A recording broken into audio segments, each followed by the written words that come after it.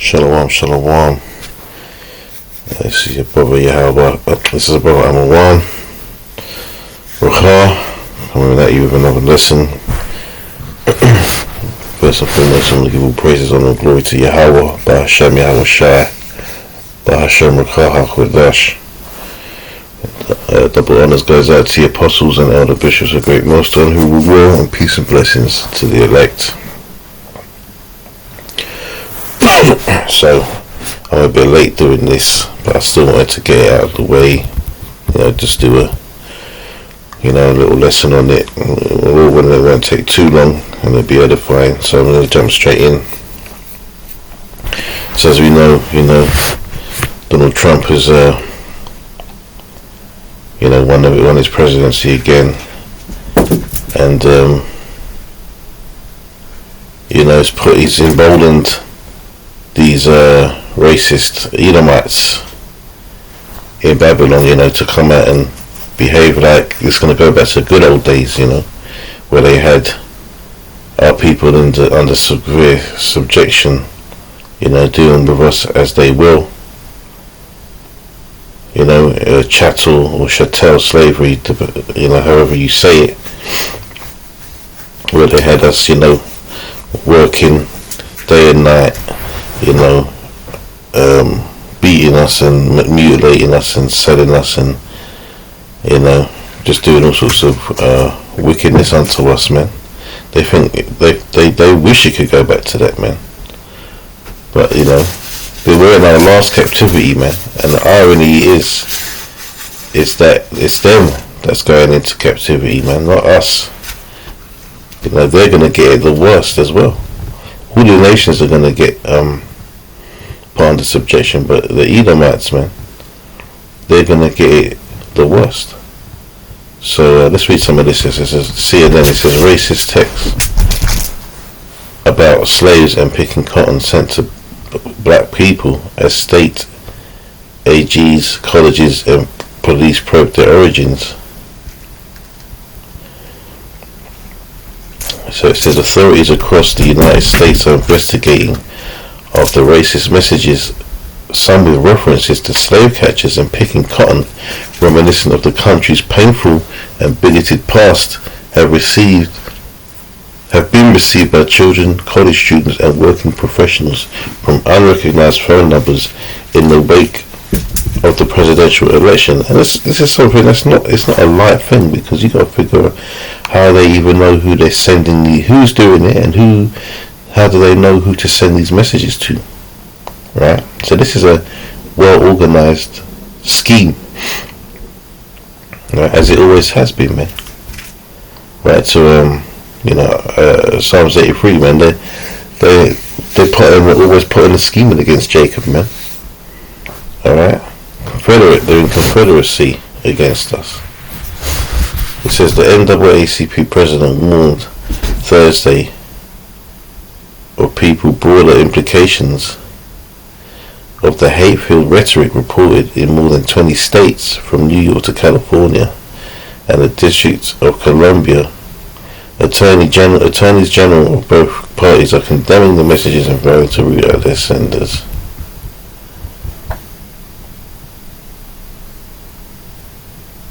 Right, and it says the unfortunate reality of electing a president who historically has embraced and at times encouraged hate is unfolding for our eyes.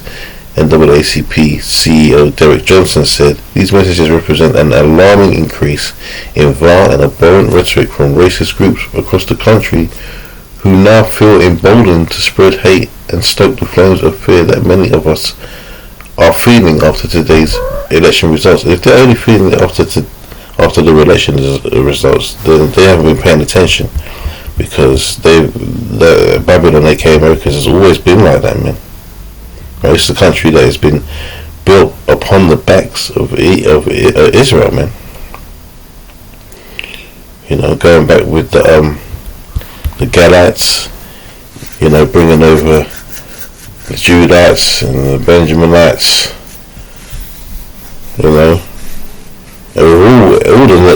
basically all the nations have been under it, under subjection by Babylon, man. This ain't nothing new. And we're not out of captivity yet. But as I say, this is we're in our last captivity, man. Alright, how about that? We're in our last captivity, man.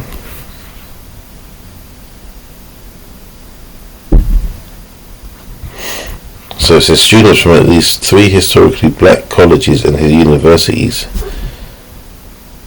have reported receiving the text messages according to the statements from the universities.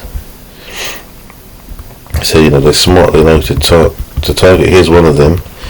It says, greetings to Leia J. You have been selected to pick cotton at the nearest plantation, starting at the 7th of the 11th.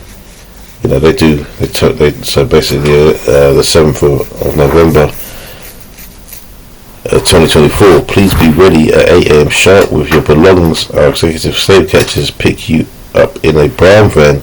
Be prepared to be searched once you've entered the plantation. You are in plantation group 7. So they're very emboldened in putting these things out. They take great joy in it, man.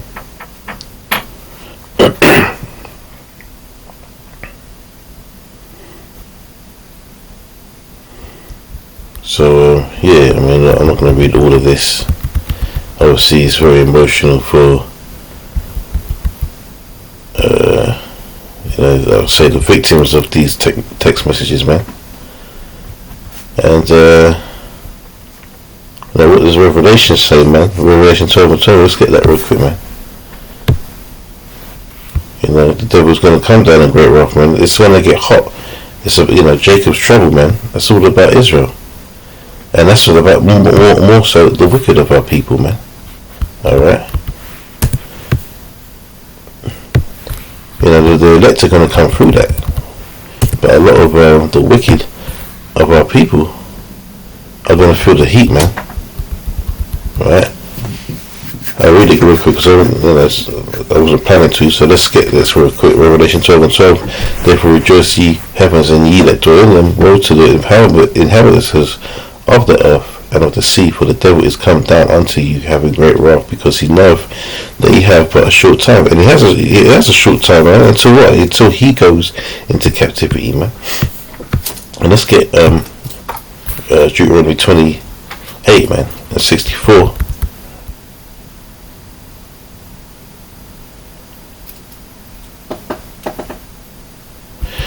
And it says, and the Lord shall scatter thee among all people from one end of the earth even unto the other, and there thou shalt serve other powers which neither thou nor thy fathers have known, even wood and stone. And among these nations thou shalt find no ease, neither shall the sole of thy foot have rest, but the Lord Yahweh shall give thee there a trembling heart and failing eyes and sorrow of mind, and thy life shall hang in doubt before thee, and thou shalt fear day and night, and shalt have none assurance of thy life. Right? In the morning thou shalt say, would Yahweh it were even, and at even thou shalt say, would Yahweh it were morning. So you be begging for the morning, and you be begging for the night, for the fear of thine heart, wherewith thou shalt fear, and for the sight of thine eyes which thou shalt see. All the horrors, man.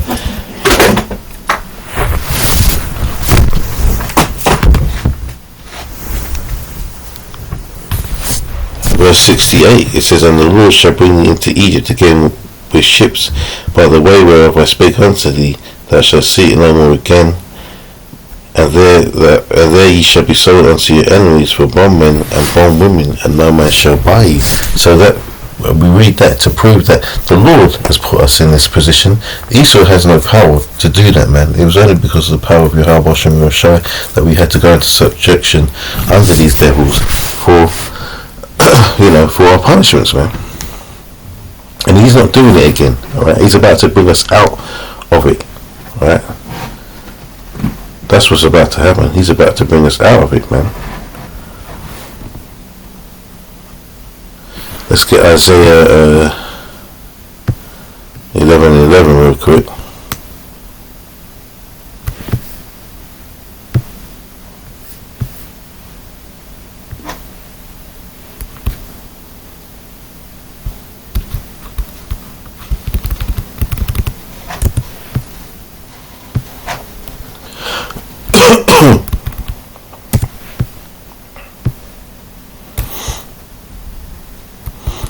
reads, and it shall come to pass in that day that the Lord shall set his hand again the second time to recover the remnant of his people. The second time, right? The first time was what? Egypt, man.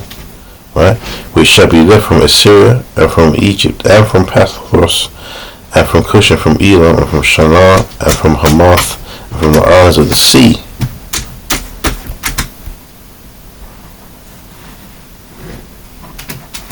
Right? And he shall set up an ensign for the nations, and assemble the outcasts of Israel, and gather together the dispersed of Judah from the four corners of the earth. So he's about to gather us up, man. Right?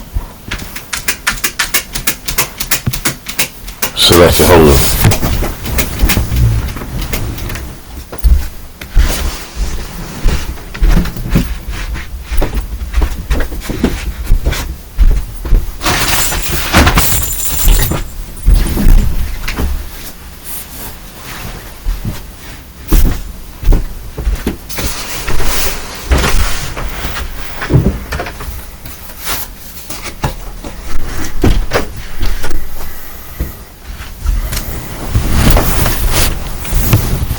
Okay, so yeah, he's about to put an end to this captivity, right?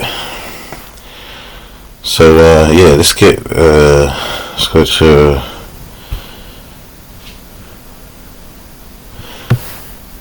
go to Jeremiah.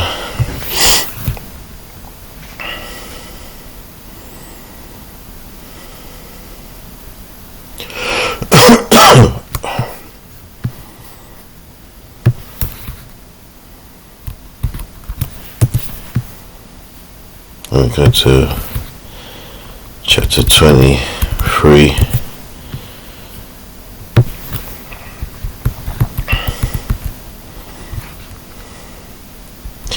And 3, it says, and I will gather the remnant of my flock out of all countries whither I have driven them, and I will bring them again to their folds, and they shall be fruitful and increase. So that's a direct correlation, Isaiah 11:11, right? And I will set up shepherds over them, which shall feed them, and they shall fear no more, nor be dismayed, neither shall they be lacking, saith the Lord. Right? Behold, the days come, saith the Lord Yahweh, that I will raise unto David a righteous branch, and the king shall reign and prosper, and shall execute judgment and justice in the earth. In his days Judah shall be saved, and Israel shall dwell safely, and this is his name whereby he shall be called the Lord of our righteousness. Therefore behold, the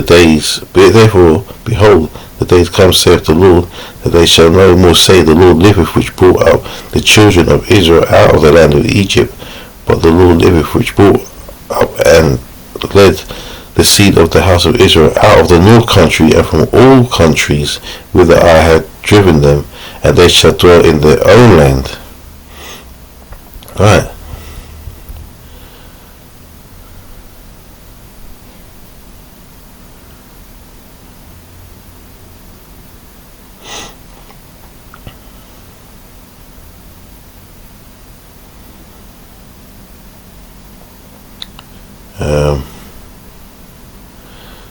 I'm trying to see what I'm going to get next.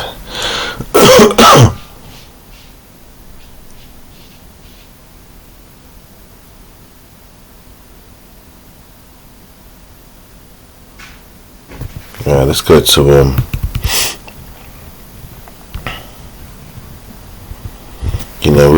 going to enter into a new covenant, man, right, with the Most High, because we're not here to serve this punishment forever, man.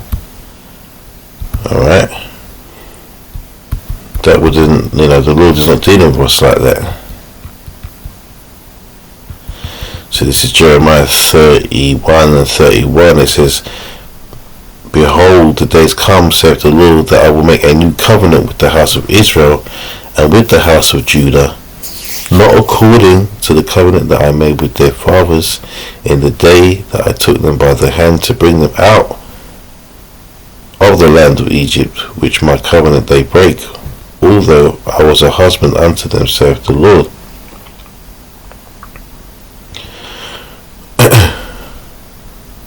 But this shall be the covenant that I will make with the house of Israel after those days, saith the Lord. I will put my law in their inward parts and write in their hearts, and I will be their power, and they shall be my people. So once the law is in our hearts and our minds permanently, right, we're not going to commit any sins anymore. So the Lord will have no reason to remove us from our seat in power, which means that it's an eternal rulership over these heathens, man. Right? I'm jumping around a bit, but it's all making sense, right? The scriptures, they nicely link up, man. Let's get this. So Isaiah 14. For the Lord will have mercy on Jacob, and will yet choose Israel, and set them in their own land, and the strangers shall be joined with them, and they shall cleave to the house of Jacob, and the people shall take them and bring them into their place, and the house of Israel shall possess them in the land of the Lord Yahweh, for servants and handmaids. So all the heathens are going into servitude, man. Servants and handmaids, and they shall take them captives, right? Whose captives they were, and they shall rule over their oppressors. So these people talking about, meet at this time and bring your belongings, and you're going back into slavery to pick cotton. Listen, that's not happening, man. Alright, that's happening for you. What you're doing is you're really describing your own future. Because you heathens, especially you Edomites, man, are going into hardcore bondage, man.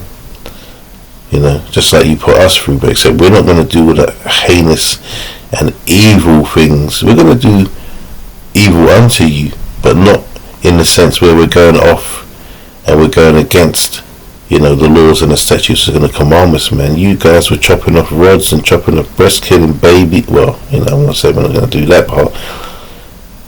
And that's in the scriptures. Right, smashing our little ones against the stones. Right, but we're not going to be, doing all the, butt breaking and all the other stuff, all the other crazy, wicked Edomite style stuff that you guys like to get into. Because you are the wicked, man. Right, you are the wicked. Right?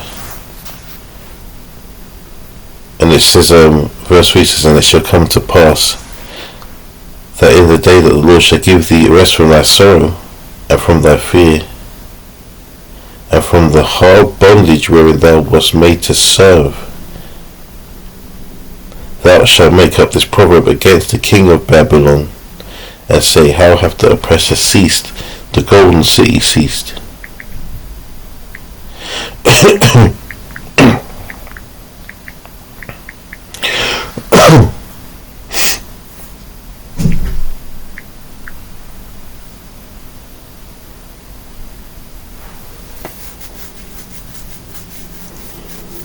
So let's get oh my god.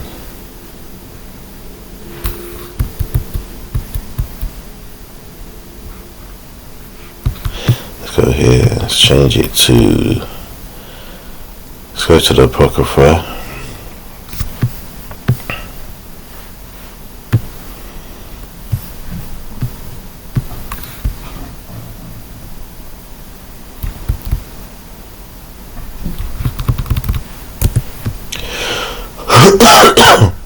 I believe it's 2nd Ezra chapter 6.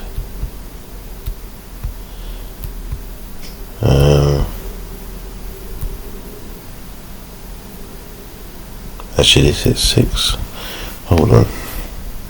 Just bear with me.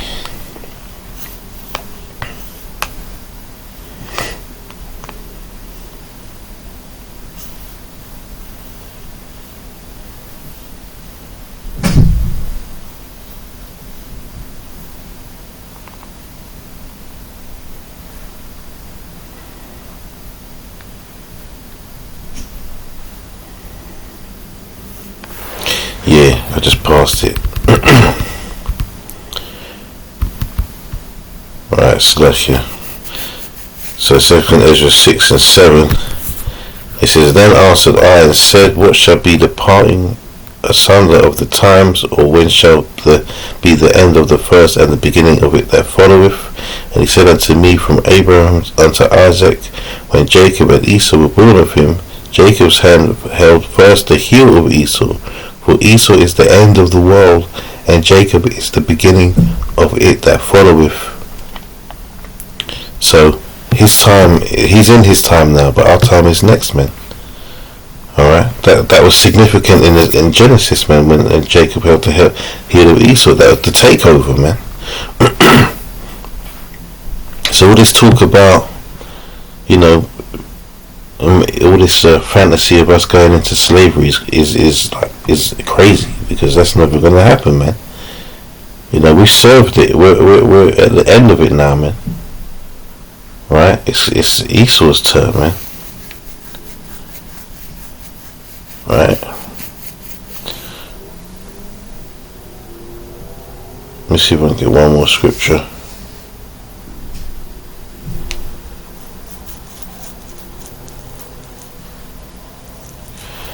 Right, let's just get this Amos 9. There's so many I can get, but I don't need to make this too long.